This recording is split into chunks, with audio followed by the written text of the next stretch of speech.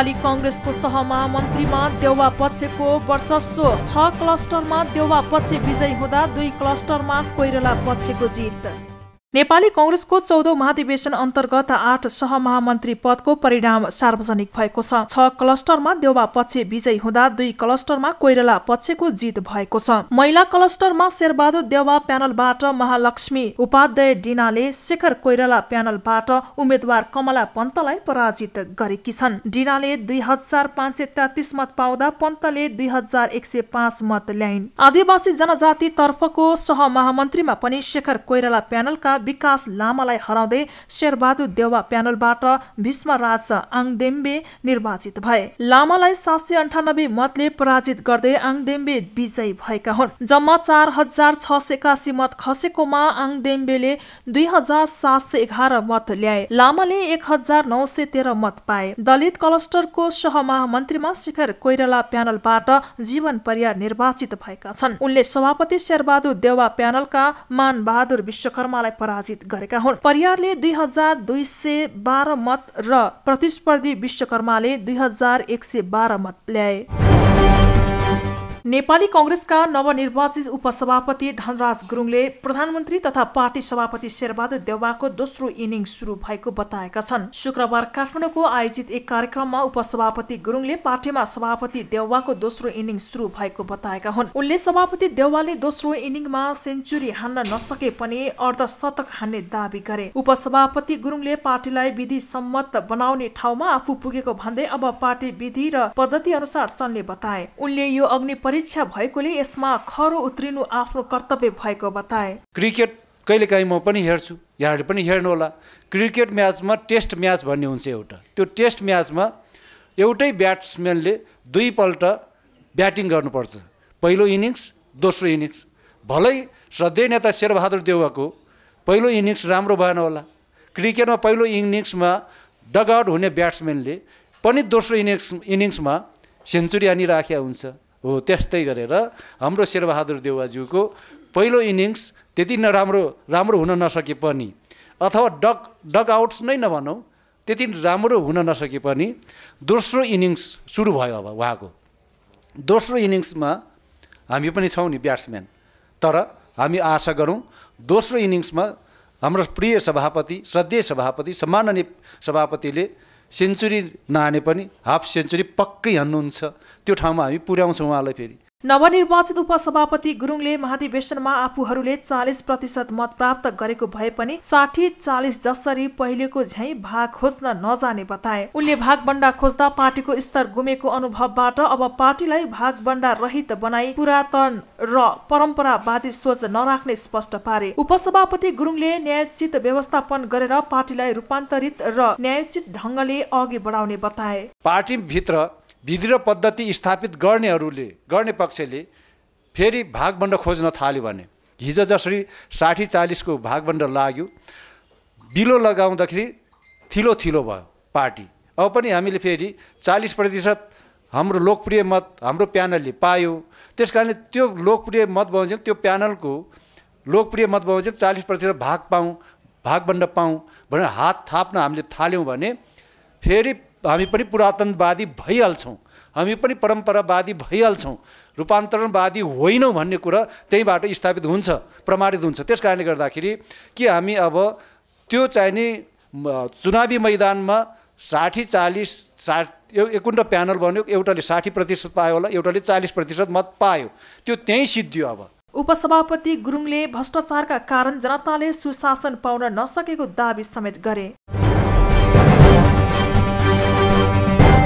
विश्व बैंकबाट ऋण सहायता प्राप्त गर्न वार्ता टोली गठन गर्ने मन्त्री परिषदको निर्णय। 29 द्वन्द्व पीडितलाई 23,20,000 रुपैयाँ क्षतिपूर्ति दिइने।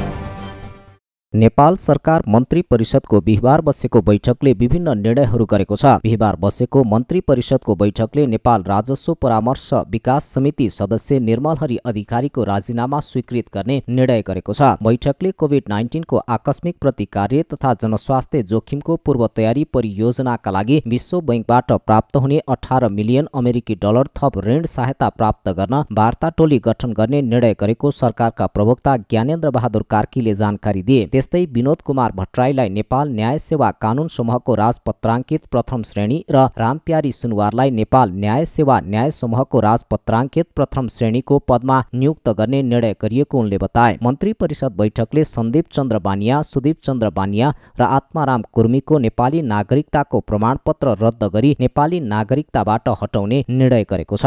नेपाल राजस्व परामर्श विकास समितिको सदस्य श्री निर्मल हरि अधिकारीको राजीनामा स्वीकृत गर्ने, कोभिड-19 को आकस्मिक प्रतिकार्य तथा जनस्वास्थ्य जोखिमको पूर्व तयारी परियोजनाका लागि विश्व ब्याङ्कबाट प्राप्त हुने अमेरिकी डलर 18 मिलियन थप ऋण सहायता प्राप्त गर्न वार्ता टोली गठन गर्ने, श्री विनोद कुमार भट्टराईलाई नेपाल न्याय सेवा कानून समूहको राजपत्राङ्कित प्रथम श्रेणी र श्री रामप्यारी सुनवारलाई नेपाल न्याय सेवा न्याय समूहको राजपत्राङ्कित प्रथम श्रेणीको पदमा नियुक्ति गर्ने, सन्दीप चन्द्र बानिया, सुदीप चन्द्र बानिया र आत्माराम कुर्मीको नेपाली नागरिकताको प्रमाणपत्र रद्द गरी नेपाली नागरिकताबाट हटाउने, सत्य निरूपण तथा मेलमिलाप आयोगको सिफारिस बमोजिम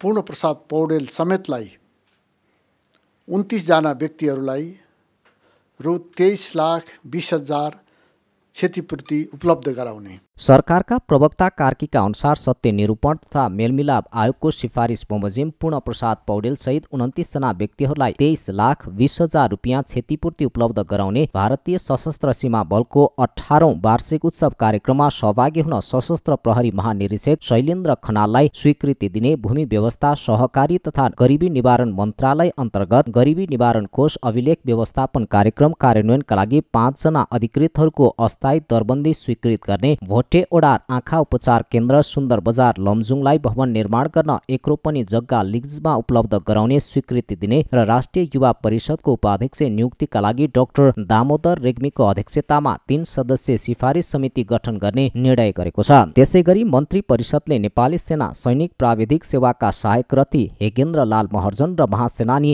खुम बहादुर कुँवर छेत्रीको पदावरी थप गर्ने, राष्ट्रिय प्रतिरक्षा विश्वविद्यालय पूर्वाधार निर्माण विकास समितिको पहिलो संशोधन गठन आदेश 2078 स्वीकृत गर्ने, नेपाली सेनाका सहायक रथी डाक्टर अरुण कुमार नेउपानेको तथा 4 सैनिक अधिकृतको बढुवा गर्ने तथा सहायक रथी सागर बहादुर केसीलाई अवकाशपूर्व उपरथी दर्जा मानार्थ बढुवा र महासेनानी खगेश्वर अर्यालको अवकाशपूर्व विशेष बढुवा गर्ने निर्णय गरेको छ। साथसाथै नेपाली सेनाका विभिन्न समूहका रथी, सहायक रथी र महासेनानीहरूको सरुवा गर्ने निर्णय पनि भएको प्रवक्ता कार्कीले बताए। भारतीय सशस्त्र सीमा बलको 18th एनिभर्सरी डे कार्यक्रममा सहभागी हुन सशस्त्र प्रहरी महानिरीक्षक शैलेन्द्र खनाललाई स्वीकृति दिने, एलायन्स फ्रान्सवा काठमाडौँसँग भएको सम्झौता परिमार्जन गरी संशोधित सम्झौतामा हस्ताक्षर गर्न परराष्ट्र मन्त्रालयलाई स्वीकृति दिने, भूमि व्यवस्था सहकारी तथा गरिबी निवारण मन्त्रालय अन्तर्गत गरिबी निवारण कोष अभिलेख व्यवस्थापन कार्यक्रम कार्यान्वयनका लागि 5 जना अधिकृतहरूको अस्थायी दरबन्दी स्वीकृत गर्ने,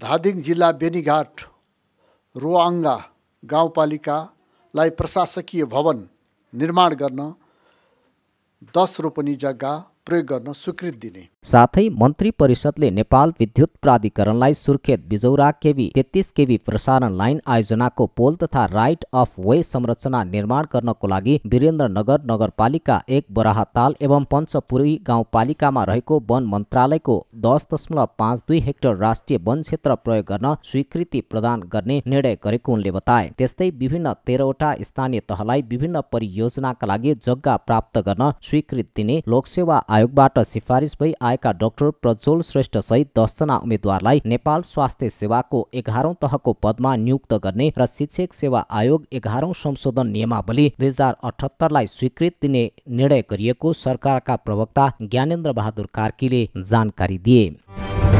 गृहमन्त्री बालकृष्ण खाँडले गैर सरकारी संस्थाहरूलाई आवश्यक सुरक्षाको व्यवस्था तत्काल मिलाउन मातहतका निकायलाई निर्देशन दिएका छन्। गैर सरकारी संस्था महासंघ नेपालले शुक्रबार काठमाडौँमा आयोजना गरेको एक कार्यक्रममा बोल्दै गृहमन्त्री खाँडले देश विकासको अभियानमा संलग्न गैर सरकारी संस्थाहरूलाई आवश्यक सुरक्षाको प्रबन्ध गर्न मातहतका सुरक्षा निकायलाई निर्देशन दिएका हुन्। उनले सरकारले राज्यका कुनै पनि निकायमा हस्तक्षेपकारी भूमिका खेल्न नचाहेको पनि स्पष्ट पारे। गैर सरकारी संस्थाका सन्दर्भमा वा उद्योग व्यवसायसँग सम्बन्धित कुनै पनि संस्थाहरूमा सरकारले नियन्त्रणकारी हस्तक्षेपकारी भूमिका खेल्न नचाहेको गृहमन्त्री खाँडको भनाइ थियो। गृहमन्त्री खाँडले गैर सरकारी संस्थाहरूले कोरोना संकट, बाढी, पहिरो लगायतका प्राकृतिक विपदमा पनि उल्लेखनीय काम गरेको भन्दै प्रशंसा गरे। उनले गैर सरकारी संस्थाहरूको माग अनुसार कानून परिमार्जनको कामलाई अगाडि बढाउन सरकार तयार रहेको बताए। काम गर्ने क्रममा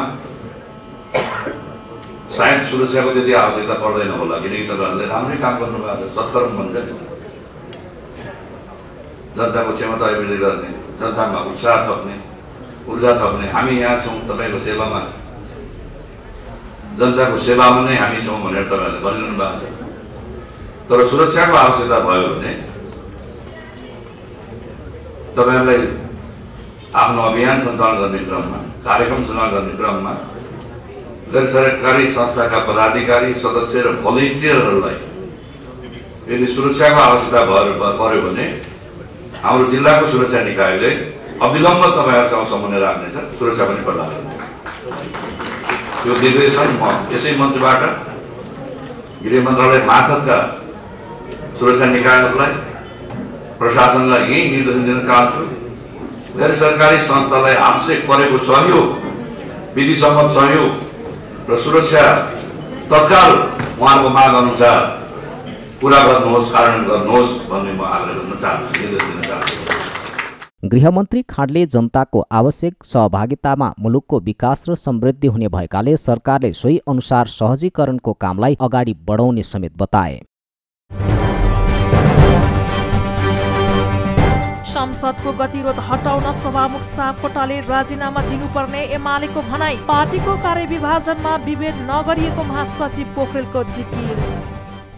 नेकपा एमालेका महासचिव शंकर पोखरेलले अध्यक्षमा पराजित नेता भीम रावलले पार्टीमा जिम्मेवारी लिन तत्परता नदेखाएको बताएका छन्। महासचिव पोखरेलले नेता रावलले तत्परता देखाउने बित्तिकै पार्टीले आवश्यक छलफल गरेर उनलाई जिम्मेवारी दिने पनि स्पष्ट पारे। शुक्रबार ललितपुरको च्याचल स्थित तुलसीलाल स्मृति भवनमा नेकपा एमाले केन्द्रीय प्रचार विभागले आयोजना गरेको पत्रकार सम्मेलनमा बोल्दै उनले जिम्मेवारी लिनका लागि रावलले पार्टी अध्यक्ष केपी शर्मा ओलीसँग छलफल गर्न सक्ने धारणा समेत राखे। हाललाई उनी नीतिगत रूपमा पार्टीको केन्द्रीय सल्लाहकार परिषद सदस्य रहेको पनि महासचिव पोखरेलले जानकारी दिए। उनले पार्टीका नेताहरूको कार्यविभाजनमा पार्टी नेतृत्वले विभेद गरेको भन्ने कुरा सत्य नभएको दावी गरे। महासचिव पोखरेलले सक्षम नेताहरूको विशाल पंक्ति भएकाले जिम्मेवारी दिने कुरामा तलमाथि भए पनि पार्टीका नेताहरूको कार्यविभाजनमा कुनै पनि प्रकारको विभेद नभएको बताए। पत्रकार सम्मेलनमा पार्टीको कार्यविभाजनमा विभेद भयो नि पनि सञ्चारकर्मीहरूले प्रश्न गरेका थिए। त्यसको जवाफमा उनले आफ्नो पार्टीलाई नजिकबाट बुझ्नेहरूले यस्तो प्रश्न नै नगर्ने तर्क समेत गरे। 101 नेताहरू भएको पार्टीमा सबैले समान प्रकारको जिम्मेवारी पाउने कुरा अपेक्षाकृत भए पनि त्यसलाई नै लिएर पूर्व माओवादी वा 10 बुँदे सहमति गरेर आएका नेताहरूको समूहलाई विभेद भयो भन्न नमिल्ने महासचिव पोखरेलको भनाइ थियो। भीम रावलजी केन्द्रीय समितिमा, केन्द्रीय कमिटीमा रहनु भएन, त्यस अर्थमा उहाँको कार्यविभाजन केन्द्रीय कमिटीको कार्यविभाजनका रूपमा रहेन। हामीले गरेको नीतिगत निर्णयका रूपमा हेर्दाखेरि चाहिँ उहाँ अहिले नीतिगत निर्णयले उहाँलाई सल्लाहकारको जिम्मेवारी प्रदान गर्छ। त्योभन्दा बाहेकको जिम्मेवारीका सन्दर्भमा पार्टी अध्यक्षसँग परामर्श गर्न सक्नुहुन्छ। पार्टी अध्यक्षको परामर्शमा थप जिम्मेवारीको कुरा रह्यो, उहाँले जिम्मेवारी वहन गर्न तत्परता देखाउनुभयो भने हामी छलफलका लागि तयार छौँ। अहिले नीतिगत रूपमा उहाँ केन्द्रीय सल्लाहकार परिषदको सदस्य हुनुहुन्छ। केन्द्रीय सल्लाहकारका रूपमा उहाँले पार्टीलाई समय समयमा सल्लाह सुझाव दिन सक्नुहुन्छ। त्यसलाई पार्टीले ग्रहण गर्नेछ भन्ने कुरा म राख्न चाहन्छु। नेकपाको निरन्तरताका रूपमा रहनुभएका कमरेडहरू वा चाहिँ माधव नेपालसँग असहमति राखेर चाहिँ पार्टी एकताका पक्षमा उभिनुभएका कमरेडहरूप्रति पार्टीले विभेद गर्यो कि भन्ने कुराको जुन आशंका छ त्यो सत्य होइन। समग्रतामा हाम्रो पार्टीलाई बुझ्नेहरूले यस्तो प्रश्न गर्दैन। महासचिव पोखरेलले संसदको गतिरोध हटाउनका लागि सभामुख अग्निप्रसाद सापकोटाले राजीनामा दिनुपर्ने बताए। उनले आफ्ना पार्टीले कारबाही गरेका सांसदहरूको सूचना जारी नगर्ने गल्ती सभामुखले गरेकाले त्यसलाई सच्याउने वा राजीनामा दिने काम भए मात्रै संसदको गतिरोध अन्त्य भएर जाने पनि स्पष्ट पारे। महासचिव पोखरेलले सञ्चारकर्मीहरूले राखेका जिज्ञासाको जवाब दिने क्रममा संसदको अवरोध नहटेसम्म एमसीसी लगायतका कुनै पनि बिजनेस संसदमा प्रवेश गर्न नसक्ने बताए। ती नै हाम्रा केही प्रश्नहरू छन् जुन कुरा तपाईहरुले थाहा पाइसक्नु भएको छ। वास्तवमा भन्दै हो भने संसदको गतिरोधसँग जोडेर हामीले आफ्ना कुराहरू राखिराखेका छौँ। विशेष गरी हामीले के भनेका छौँ त भन्दाखेरि पार्टीका तर्फबाट कारबाही गरिएका सदस्यहरूलाई सभामुखले सूचना मात्रै प्रकाशित गर्नुपर्ने अधिकार प्राप्त गरेको सभामुखले अन्यथा गरेको कुराप्रति हाम्रो असहमति छ। अर्कोतर्फ चाहिँ निर्वाचन आयोगको प्रक्रियाप्रति पनि हाम्रो असहमति छ। त्यसैगरी हामीले असहमति प्रकट गर्दै अदालतमा त्यस विषयमा मुद्दा दर्ता गरेका छौँ। त्यस अर्थमा हाम्रो भनाइ के हो त भन्दाखेरि जबसम्म यी विषयहरूको सम्बोधन हुँदैन हामीले कारबाही गरेका सदस्यलाई राखेर संसद चलाउने काम हुन्छ त्यसमा हाम्रो असहमति रहन्छ। असहमति रहँदै आएको छ। या त सभामुखले नैतिक आधारमा गलत कार्य गरेका कारणले गर्दाखेरि सच्याउन नसक्ने हो भने राजीनामा दिएर मार्ग प्रशस्त गर्ने। उहाँले मैले यसो गरिसकेँ अब म पछाडि हट्न सक्दिनँ भन्दै हो भने संसद चलाउने कर्तव्य उहाँको पनि हो। त्यस अर्थमा उहाँले चाहिँ मार्ग प्रशस्त गरेर राजीनामा दिने हो भने नयाँ प्रक्रियाको सुरुवात हुन्छ। या त उहाँले चाहिँ जे कमजोरी गर्नुभएको छ त्यो कमजोरी सच्याउने। महासचिव पोखरेलले राष्ट्रिय सभाको निर्वाचनबाट आउने परिणामको आफ्नो पार्टीले चिन्ता नगर्ने बताए। माधव नेपालहरूले आफ्नो पार्टीको मतलाई खण्डित गरेकाले त्यसबाट आउने परिणामबाट आफ्नो पार्टी चिन्तित नहुने उनको भनाइ थियो। गैर सरकारी संस्थाहरूलाई आवश्यक सुरक्षाको प्रबन्ध गर्न सुरक्षा निकायलाई गृहमन्त्री खाँडको निर्देशन। सरकारले हस्तक्षेपकारी भूमिका खेल्न नचाहेको स्पष्ट।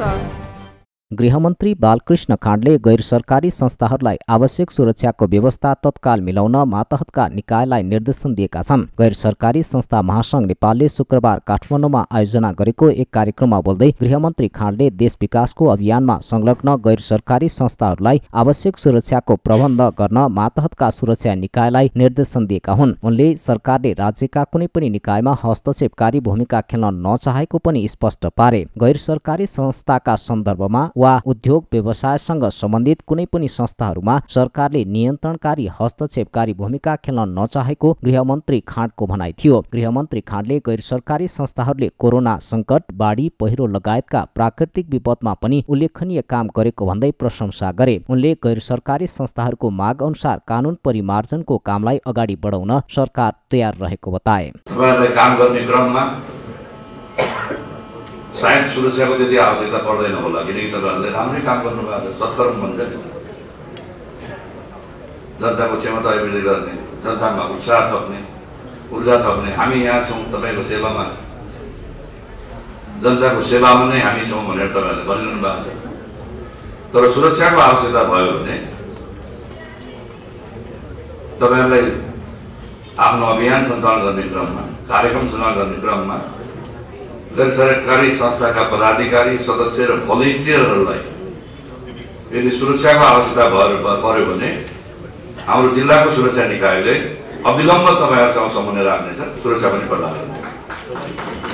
त्यो निर्देशन म यसै मञ्चबाट गृह मन्त्रालय मार्फतका सुरक्षा निकायहरूलाई, प्रशासनलाई यही निर्देशन दिन चाहन्छु। गैर सरकारी संस्थालाई आवश्यक परेको सहयोग, विधिसम्मत सहयोग र सुरक्षा तत्काल उहाँको माग अनुसार पूरा गर्नुहोस्, कार्यान्वयन गर्नुहोस् भन्ने म आग्रह गर्न चाहन्छु, निर्देश दिन चाहन्छु। गृहमन्त्री खाँडले जनताको आवश्यक सहभागितामा मुलुकको विकास र समृद्धि हुने भएकाले सरकारले सोही अनुसार सहजीकरणको कामलाई अगाडि बढाउने समेत बताए। देशलाई सबै खालका अन्यायबाट मुक्ति दिलाउन आवश्यक रहेको माधव नेपालको भनाई। कृषिलाई प्राथमिकतामा राखेर हिँड्न आह्वान। नेकपा एकीकृत समाजवादीका अध्यक्ष माधव कुमार नेपालले देशलाई सबै खालका अन्यायबाट मुक्ति दिलाउन चाहेको बताएका छन्। शुक्रबार काठमाडौँमा आयोजित उत्कृष्ट युवा किसान सम्मान कार्यक्रममा अध्यक्ष नेपालले देशलाई सबै खालका अन्याय, अत्याचार र शोषण दमनबाट मुक्ति दिलाउन चाहेको बताएका हुन्। उनले देशलाई समृद्ध बनाउने पर्याप्त आधारहरू आफूसँग रहेको समेत बताए। अध्यक्ष नेपालले यो देशलाई पिछडिएको अवस्थाबाट समुन्नत बनाउने पर्याप्त सम्भावना रहेको भन्दै देशमा नै नागरिकलाई खानको लागि चाहिने खाद्यान्नको आवश्यक परिपूर्ति पूरा गर्न सकिने बताए। उनले नेपालमा रहेको अर्थतन्त्रका क्षेत्रहरूमध्ये कृषि अत्याधिक महत्त्वपूर्ण भएकाले कृषिलाई सबैभन्दा बढी प्राथमिकता दिएर अगाडि बढ्नुपर्ने बताए। हाम्रो राजनीतिको मूल पक्ष नै के हो भने जनता। नेपालको राजनीतिको मूल पक्ष भनेकै नेपाली जनता र नेपाल देश। हाम्रो पार्टीको पनि मूल उद्देश्य नेपाल राष्ट्रको हित गर्ने, नेपालको स्वाभिमानको रक्षा गर्ने, नेपालको सार्वभौम सत्तालाई जोगाउने, नेपालको स्वाभिमानलाई माथि उठाउने, नेपालको आन्तरिक मामिलामा कुनै किसिमको हस्तक्षेपलाई स्वीकार नगर्ने, शिर ठाडो पारेर नेपाली भएर हिँड्नका लागि हिँड्ने कुरामा गौरव बोध गर्ने। दोस्रो, सबै खालका तानाशाही अधिनायकवादी प्रवृत्तिका विरुद्धमा जुझ्नका लागि अग्रसर हुने, खुला र लोकतान्त्रिक परिवेशको निर्माण गर्ने, लोकतन्त्रका मूल्य र मान्यतालाई आत्मसात गर्ने, लोकतान्त्रिक परिवेश तयार गर्ने। निरङ्कुश प्रवृत्तिले लोकतन्त्रलाई मन पराउँदैन। अध्यक्ष नेपालले कृषिमा लाग्दा इज्जत नघट्ने भन्दै सरकारले कृषिलाई बजारसँग जोड्न भौतिक पूर्वाधारको विकासमा जोड दिनुपर्ने बताए। उनले सरकारले गुणस्तरलाई हेरेर छिटो र छरितो विज्ञान प्रविधिलाई कृषिमा जोड्नुपर्ने बताए। अध्यक्ष नेपालले नेपालमा पर्यटन, जलविद्युत र कल कारखानाहरू खोल्न बलियो सम्भावना रहेको तर त्यसमा गहिरो अध्ययन अनुसन्धान आवश्यक रहेको बताएका छन्। उनले प्रविधिको प्रयोगसँगै वातावरणलाई पनि त्यत्तिकै महत्त्व दिन आवश्यक रहेको उल्लेख गरे। उद्यममा, कृषि क्षेत्रमा लाग्ने कुराले इज्जत घट्ने होइन, बढ्छ। यो कृषि उद्यमको रूपमा अगाडि बढाउन सक्नुपर्छ। उद्यमशीलता र यी सबै बजारसँग जोड्नका लागि फेरि बाटाघाटाहरू, यसलाई भौतिक पूर्वाधारको विकासमा राज्यले दिनुपर्ने ध्यान, क्वालिटीको काम, छिटो छिटो काम, कम खर्चमा धेरै गर्न सकिने कामहरू गर्नुपर्दछ। त्यसपछि हामीले मानिसहरूको शिक्षामा र स्वास्थ्यमा जोड दिनुपर्छ, सिप विकासमा जोड दिनुपर्छ। सिप हासिल गरेका मान्छेहरू उद्यमशीलतामा लाग्दछ। नेपालमा पर्यटन विकासको विशाल सम्भावना छ, जलविद्युत विकासको विशाल सम्भावना छ, उद्योग धन्दा कल कारखानाहरू खोल्न सकिन्छ। तर यी सबै चिजको निम्ति हामीले गहिरो अध्ययन गर्ने, अनुसन्धान गर्ने, खोज गर्ने र आधुनिक विज्ञान र प्रविधिको प्रयोग गर्ने। त्यसको निम्ति हामीले अब औद्योगिक क्रान्ति मात्रै होइन, अब प्रौद्योगिक क्रान्ति भइसक्यो, टेक्नोलोजिकल रेभोल्युसन। अब टेक्नोलोजिकल रेभोल्युसन मात्रै होइन, अब त डिजिटल रेभोल्युसन, डिजिटल इकोनोमी। अध्यक्ष नेपालले नेपालमा प्रति हेक्टर प्रति बिघा उत्पादन गर्ने क्षमता अत्यन्त कम रहेको भन्दै थोरै ठाउँमा धेरै उत्पादन हुने गरी आधुनिक तरिकाबाट कृषि गर्नुपर्ने बताए। उनले सामूहिकता र सहकारिताका साथ कृषिमा लागे सबैलाई लाभ हुने बताए। कांग्रेसलाई साझा पार्टी बनाउन लागि पर्ने नेता पौडेलको प्रतिबद्धता। युवा नेताहरूले पार्टीलाई चलायमान बनाउनु पर्नेमा बागलुङ सभापति शेरचनको जोड। नेपाली कांग्रेसका नेता प्रदीप पौडेलले आफू देउवा समूहबाट महामन्त्रीमा प्रतिस्पर्धा गर्नुको कारण पार्टीलाई एकडिक्का बनाउने भएको बताएका छन्। कांग्रेसभित्र बृहत एकता निर्माण गर्न देउवासँग गएको उनको भनाइ छ। आफ्ना मतदातालाई धन्यवाद दिन आयोजित चियापान कार्यक्रममा बोल्दै नेता पौडेलले पार्टी सभापति शेरबहादुर देउवाले आफूलाई टिमबाट उम्मेद्वार बनाएको बताए। चुनाव हारे पनि पहिले भन्दा अझै शक्तिशाली महसुस गरिरहेको उनले बताए। पाको पुस्ताको, पुरानो पुस्ताको त्यागी नेता शेरबहादुर देउवाले म नयाँ पुस्ताको एउटा युवालाई आफ्नो टिममा राख्नुभयो। त्यसका निम्ति म उहाँलाई आभार प्रकट गर्न चाहन्छु।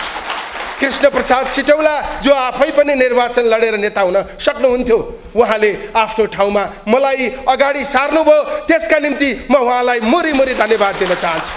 र आजको दिनमा म निराश छैन।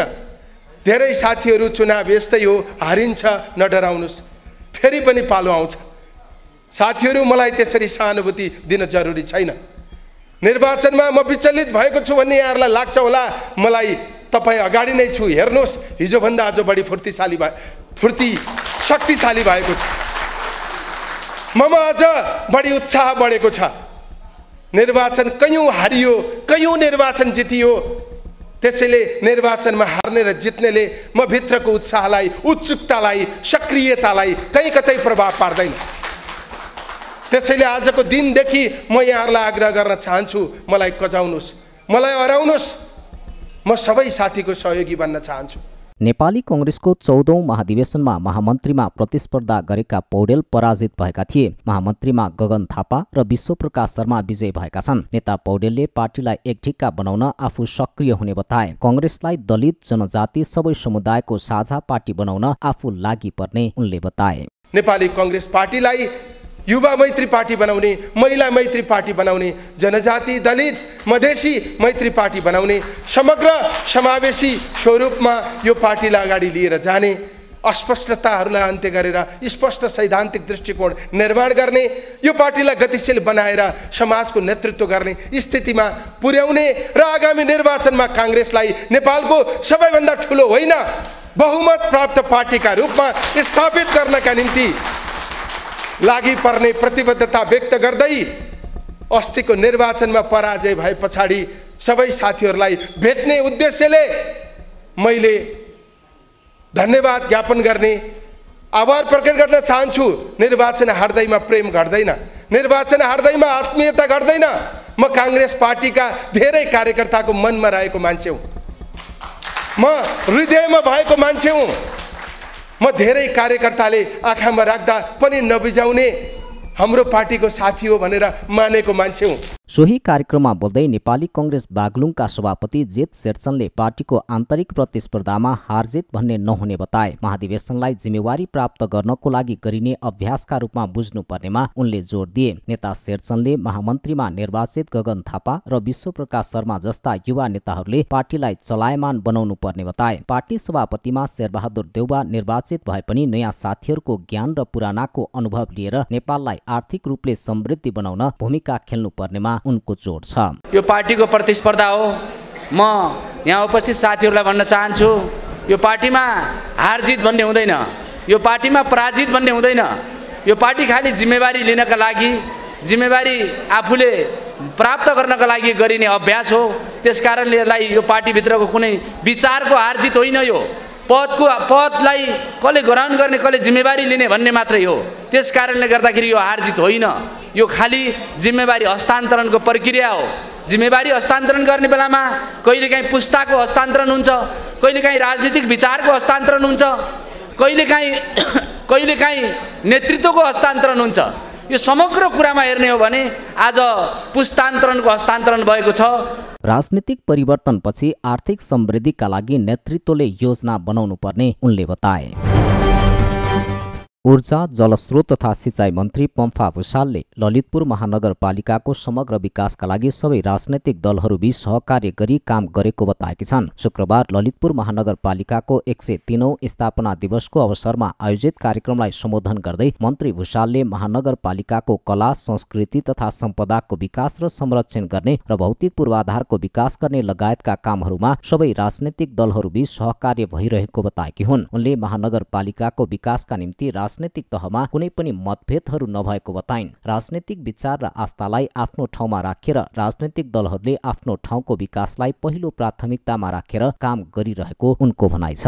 हामी सम्पूर्ण महानगरपालिकाको विकास, भौतिक पूर्वाधार, जनशक्तिको विकास, स्वच्छ वातावरण र पर्यावरणको सुरक्षा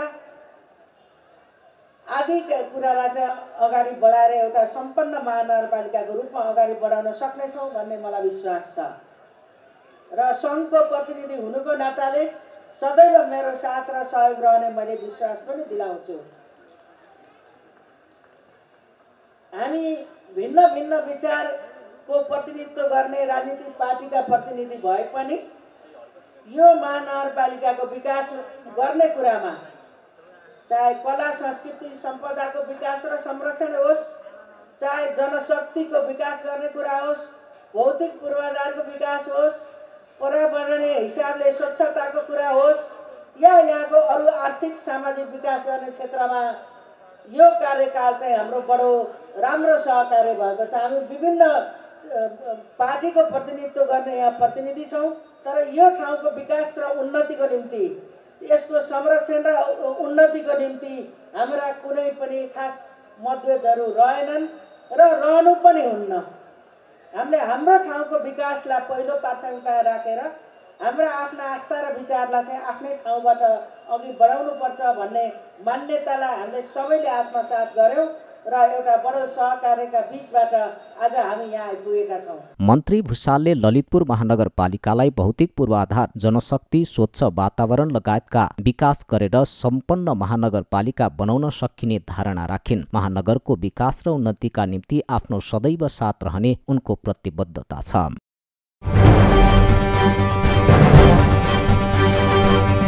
र ज्ञानेन्द्र मल्ल सहित 4 क्रिकेटरद्वारा कारबाही र वर्गीकरणमा पुनर्विचार गर्न माग। खेलाडीहरूमाथि क्यानले पटक पटक अपमान गरेको आरोप।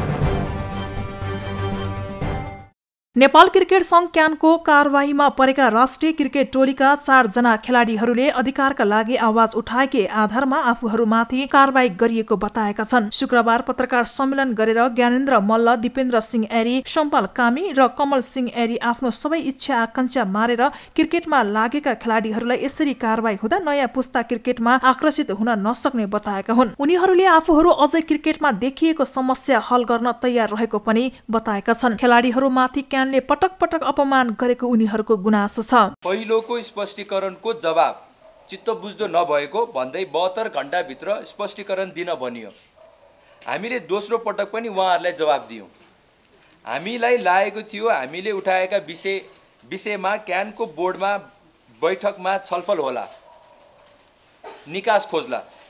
तर क्यानका कतिपय पदाधिकारीहरूबाट सार्वजनिक रूपमा हामीलाई लान्छना लगाउने, कारबाही गर्ने सम्मका धम्की दिने काम भयो। तर 81 कप्तान र उपकप्तान हटाउने, 2022 मा 6 महिनासम्म सेन्ट्रल कन्ट्र्याक्टमा नराख्ने जस्ता कारबाही गरेका समाचारहरू आए। यसले हामीलाई निकै दुखी बनाएको छ कि हामीले नेपाली क्रिकेटमा आजसम्म गरेको समर्पणको सम्मान यही हो। आफ्नो हक अधिकारका लागि आवाज उठाएकै आधारमा देशका लागि वर्षौं खेलेका, आफ्नो सबै इच्छा आकांक्षा मारेर क्रिकेटमा लागेका खेलाडीहरूलाई यसरी कारबाही हुन्छ भने भोलिको दिनमा नयाँ पुस्ता कसरी आकर्षित होला। हामी अहिले पनि चाहन्छौँ नेपाली क्रिकेटमा देखिएका सबै समस्या हल गरौँ, खेलका लागि राम्रो वातावरण बनियोस्। यसका लागि नेपाल क्रिकेट संघले अभिभावकीय भूमिका खेल्दै सोर निर्णयलाई पुनर्विचार गरोस्। हामी जस्ता क्रिकेट खेलमा भविष्य खोजिरहेका खेलाडीहरूले ब्याट र बल छाड्नुपर्ने दुर्भाग्य अवस्था नबनोस्। यसलाई पुनः विचार गर्नु हुन आग्रह पनि गर्दछौँ। खेलाडी वर्गीकरणको विषयमा मिडियामा सार्वजनिक रूपमा वक्तव्यबाजी गरेपछि क्यानले उनीहरूलाई सन् 2022 को सुरुको 6 महिना सेन्ट्रल कन्ट्र्याक्टमा नराख्ने निर्णय गरेको थियो। गएको मङ्सिर 29 गते बसेको क्यान बोर्ड बैठकले कप्तान मल्ललाई हटाएर सन्दीप लामिछानेलाई नियुक्त गरेको थियो।